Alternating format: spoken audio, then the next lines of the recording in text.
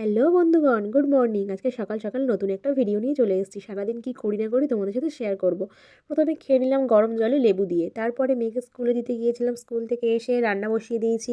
এখানে কাঠের জালে হচ্ছে ভাত, তারপরে আজকে রান্না হবে পাতলা করে মুসুরির ডাল, পেঁয়াজকালি আলু ভাজা, কুমড়ো, মাছের মাথা, বেগুন, আলু, পুঁইশাক দিয়ে একটা চচ্চড়ি। এখানে মাছ ভাজাও বসিয়ে দিয়েছি, তারপরে চচ্চড়িটাও বসিয়ে দিলাম। শীতকালে না চচ্চড়ি খেতে আমার খুব ভালো লাগে। আর এটা পুঁই শাক দিয়ে আজকের হচ্ছে, তা পেঁয়াজ কালি আলু ভাজাটা করবো, ওটা আমার হাজব্যান্ড আবার খায় না খুব একটা, ও চচ্চড়ি আর ডাল দিয়েই খাবে। চচ্চড়িটা কমপ্লিট হয়ে গিয়েছে, এখানে পেঁয়াজ কালি আলু ভাজাটাও বসিয়ে দিয়েছি, এটাও হয়ে এসছে। আর ডালটা আমার মা গ্যাসে করবে। স্নান টান করে এখানে খাওয়া দাওয়া করতে চলে এসেছি।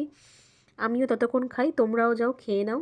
তা মেয়েকে তারপরে খাইয়ে দিয়েছি, খাইয়ে দিয়ে নিজেও খেতে বসে গেলাম। খাওয়া দাওয়া করে দুপুরবেলা একটু রেস্ট নিয়েছিলাম।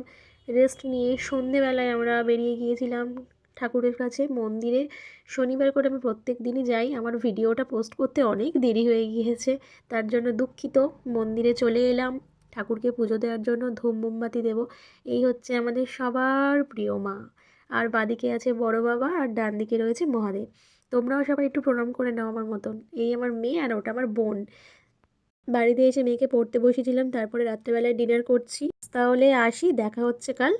সবাইকে জানাই গুড নাইট।